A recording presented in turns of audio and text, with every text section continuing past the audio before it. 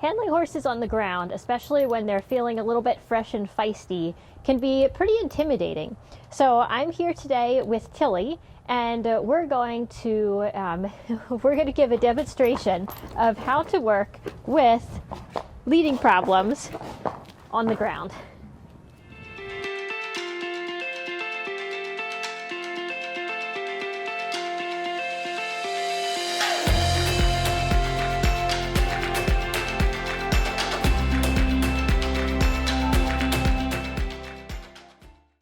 I'm Callie. Welcome to the weekly show. I'm going to jump right into it today. So I'm here with Tilly. She's new at our facility. She's still getting used to everything here. And one of the first things that she's going to be learning is just some groundwork. But part of that is just to take care of her, we have to move her some. We have to move her from her stall out to the field. Right now it's feeding time. Some horses just went running across the field in front of us. That definitely has her attention. So in today's video, I'm going to give you some strategies just for managing. When you're handling your horse, when you're handling a school horse, and they start to get up, just to know what to do to handle that situation. So this video isn't as much about long-term solving the problem or about training the horse out of it, but it's how do you manage the situation while you're in it, and actually part of that will be the solution. So we're going to work a little bit right here going out of the barn, and then we may take Tilly up to the indoor arena, which is going to be a brand new environment for her. So one of the first things that I do is, if we can not even have a problem occur, that's already a good solution.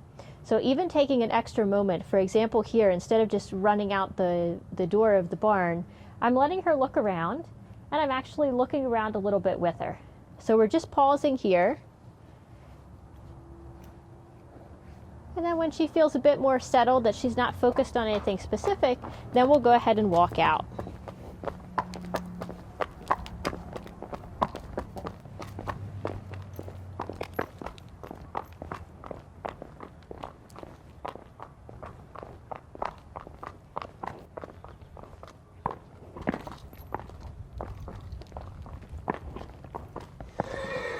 Now, as we walk, notice that I'm not just staring at her. I'm actually taking in where we're going, but I'm also taking in the environment around as well.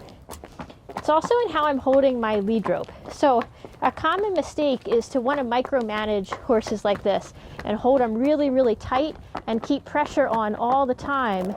But as I do this, not only can it increase her general anxiety,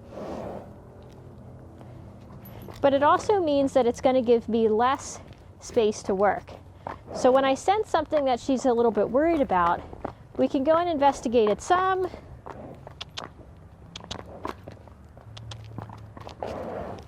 In a case like this, if I need to turn around, I'm actually going to keep myself between whatever she's spooking at and her, so that if she spooks, she's not spooking into me. So you can see there, I just changed. At first I was going to have her walk towards me, and then I saw she was still worried about something there.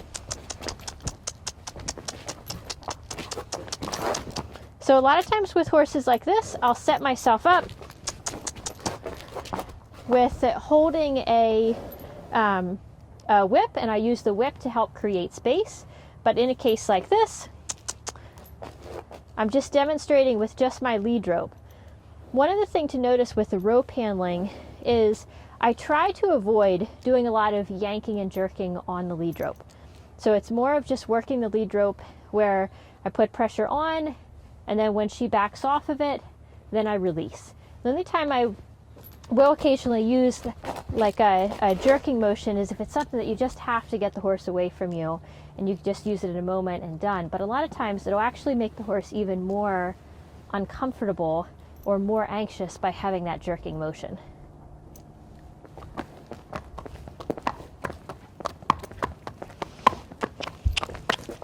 So what I want to just do is start to set just clear parameters of, she can be on a loose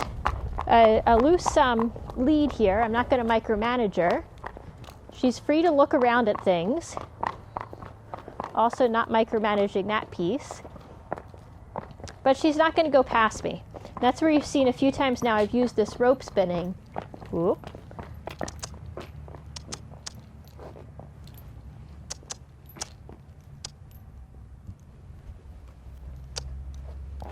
Good. And I'm going to practice in little moments where I have more of her attention. Certainly not all of it, but a little bit more of it. I'm going to practice some of these basic skills of just, can you back off of, there we go, back off of the halter pressure. And I'm using my body posture here, so it's not just my hand pulling back, but I'm actually moving through my center. Good. And that's moving the hand.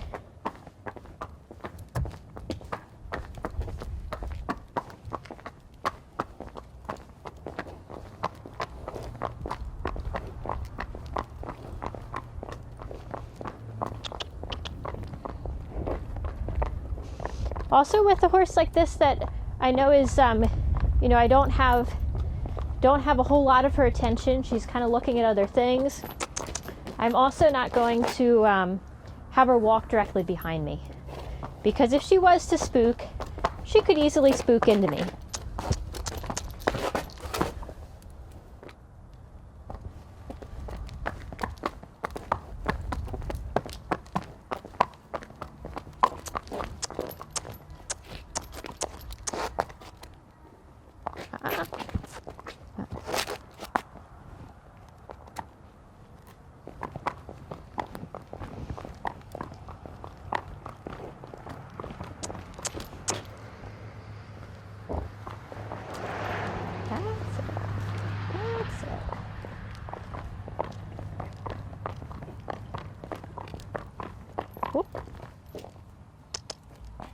Good.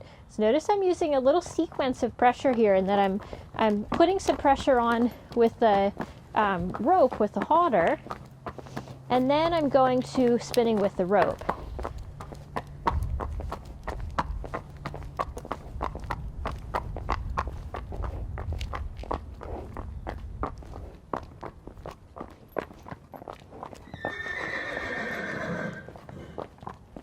Good girl. Good girl. So there was really nice. She backed off just of from my pressure with my, or change of the position with my body, and then a little bit of pressure with the rope. And there just a moment ago you saw I put both hands up in front of me. That's something else that I find I sometimes use if I need to create a little bit of space with a horse. So here I just put both hands up. It's directly in front of my body.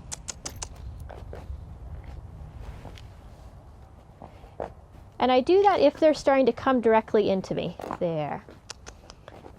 So we're using this just as a management tool, but you can see how this is starting to be even some pieces of training that's going to really help her in learning to back off the pressure with the lead rope, with the halter. Good.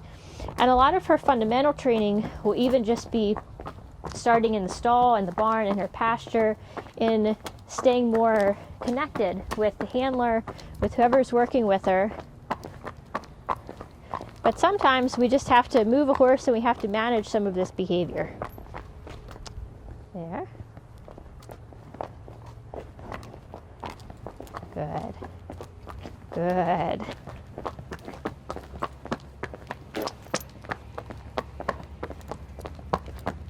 Whoop.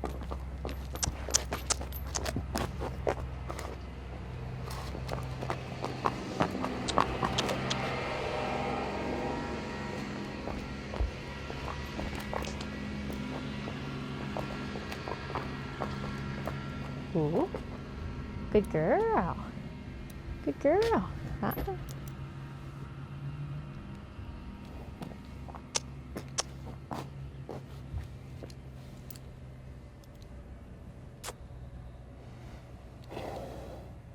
Good girl.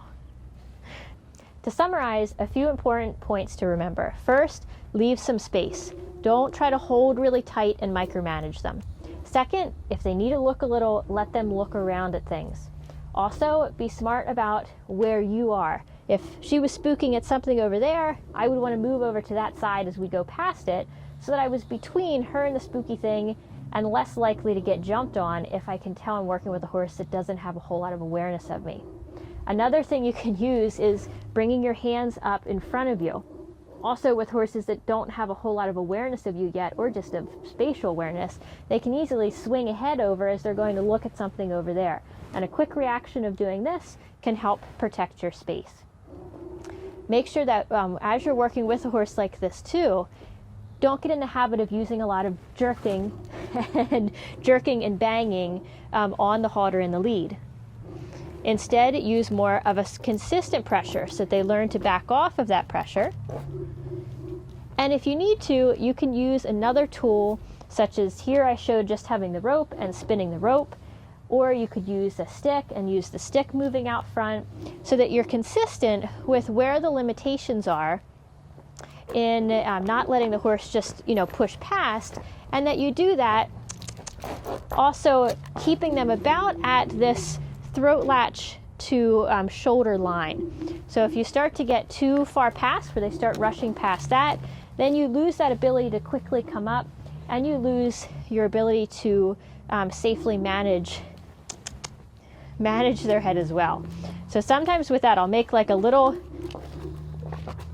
thing so they learn to be aware of my space, but then instead of constantly fighting it, we can just turn around and look that direction for a moment.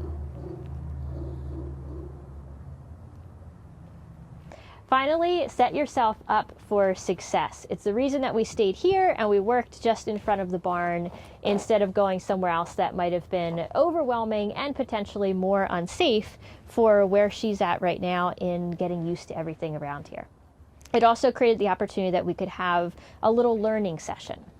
So now I would love to hear from you. Leave a comment below and just tell us one of these tips that I shared in this video that's going to help you in working with your horse or working with maybe some other challenging horses that you handle. As always, if you're watching this anywhere besides horseclass.com, go there for hundreds of free videos like this one, and also to check out our premium courses to help you on your horsemanship journey. Thank you so much for watching, and enjoy the ride.